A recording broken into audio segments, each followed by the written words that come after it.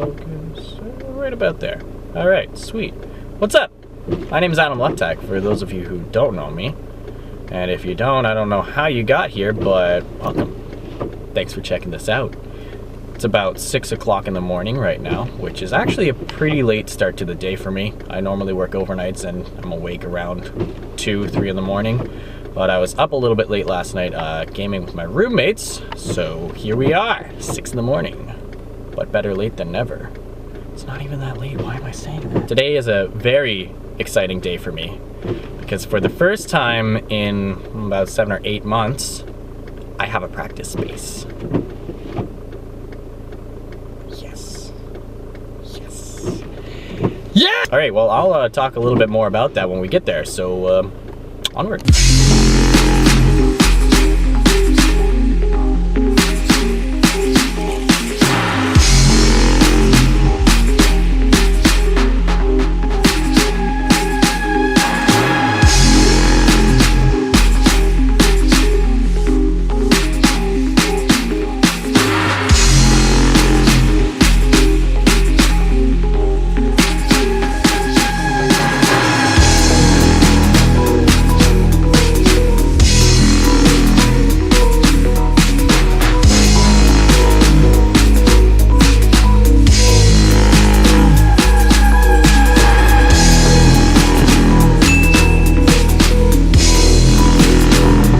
So I'm all set up and ready to go here, but before I get started, I actually wanted to take a second to talk a little bit about something.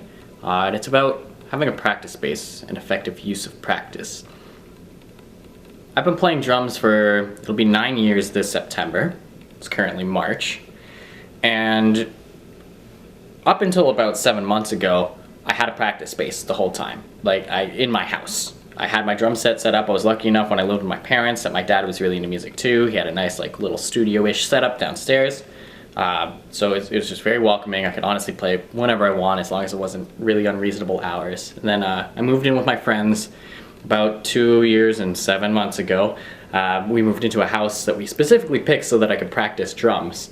And about 7 months ago, we moved into a new place where one of our roommates moved out. It's now a smaller place. It's connected to other homes. There's no way I could possibly play drums there without disturbing other people. And since then, I've really realized how lucky I was to have a practice space available to me for those almost 9 years of playing drums. The unfortunate part is that I'm not the most disciplined individual, and so a lot of the times I was playing more for fun, not really for practice. And in the past 7 months, I think it's really kind of kicked me in the head about how I should actually be practicing efficiently, because now that I haven't been able to play at all, I'm like falling apart, both mentally and actually being able to play drums. So, what's nice about this practice space that I have here is, one, I'm paying for it. I'm paying my own money to have a place to play drums. So, it is no longer something that I can take for granted. It's something that I actually have to make good use of, because I'm actually dumping quite a fair bit of money into having this space. But I'm okay with that, because to me, that's like another aspect of motivation. Another thing is that I only come here once a week.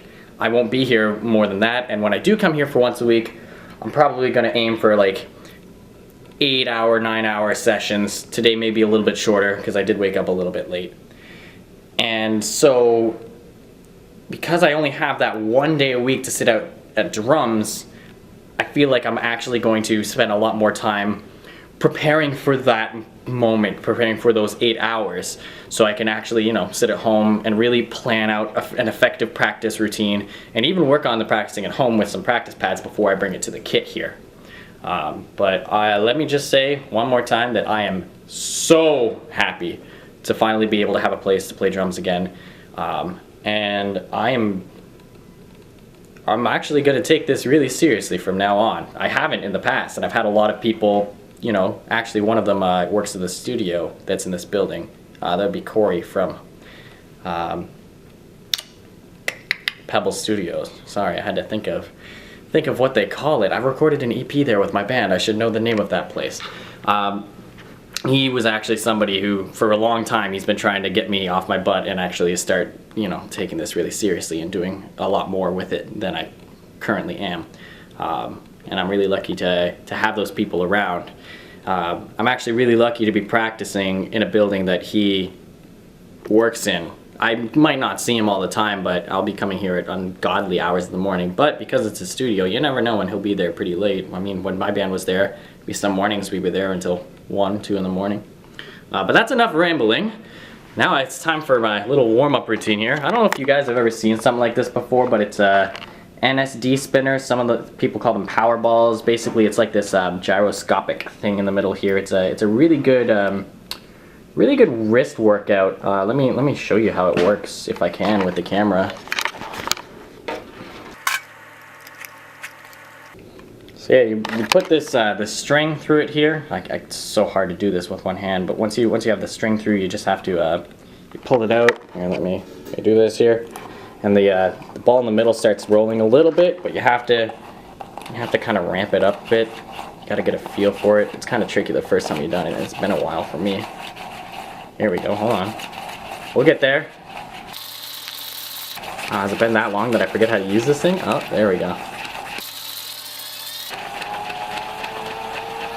There we go. So now the things are going. And I basically just maintain this RPM for about a minute, and it's a very good workout for the forearm. For your chops, boys! Do it for the chops! Alright. Hey, look at that vinyl cymbal back there. That thing is gorgeous. I love the way it sounds. So I've been at this kit here for the past 4 hours now. It's 11 a.m. and I know I said before that I'll probably be coming in here for 8-9 hour sessions, something like that. Not today. Definitely not today, because my brain is absolutely fried. This is the first time that I've actually been able to practice at a drum set in 7 months. I've played on one a few times, but mostly for either drum covers that I was doing or for rehearsals with another band. So this is the first time that I've been sitting down and actually get to the nitty gritty, which I've never been good at doing it for a long time. And today, I actually impressed myself with how long I was able to stay focused. But at this point, I recognize that my brain is officially done.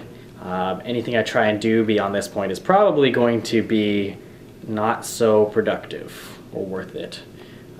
So I think I should just call it quits, go home, take a look at the footage that I took for practicing, make some notes for next week, and get on a good routine to prepare for next week, so that when I come here next time, I will be able to sit down and have an 8 or 9 hour session of practicing, which is nuts. It's absolutely insane. I'll keep you guys updated if I can actually follow through with that. But for now, time to pack this bad boy up. Well, not the kit, but that thing and the snare drum and the hi-hat, you know. Before I pack up here, I actually need to give a few more shout outs. First, to Jordan Reynolds. Thank you, Jordan, for reaching out to me when I was looking for a practice space, and for setting me up with Trevor. And thank you, Trevor, for letting me rent a room here at Hummingbird Music School and the P School of Music at absolutely ungodly hours. And finally, thank you once again to Chris for letting me into your practice space and your teaching space. I think this is a very inspiring room for me to be in. Every time I'm playing this drum set here, I look over and I see Chris's beautiful Mapex drum set. It's missing a few things because I believe he's playing a few shows with old James, but I know that this is a room where a lot of growth and progress happen for a lot of different people, for Chris and for all of his students who are mostly very young kids, and to me that's very inspiring. And I'm very excited and blessed to have the opportunity to be here, to also grow and to also progress as a drummer. So from the very bottom of my heart, thank you, Jordan, Trevor, and Chris. And one last thing, everybody here, go check out old James. It's Chris's band. You won't regret it. Do it. All right. See you guys later.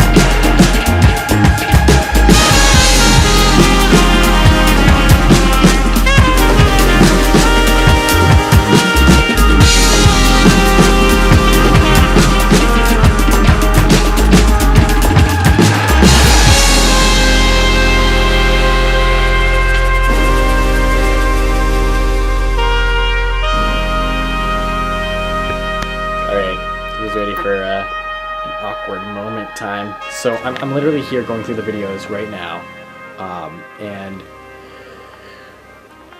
Chris just messaged me. Well, actually, I sent him a message first because he's reskinning some of the kits at Hummingbird, and he asked me how it went today, and we were talking a bit. And so the reason why his cymbals weren't on that drum set was actually so that I could use it. He said I could use his Mapex kit. So Chris is too nice, man. It's too awesome. That's a beautiful drum set.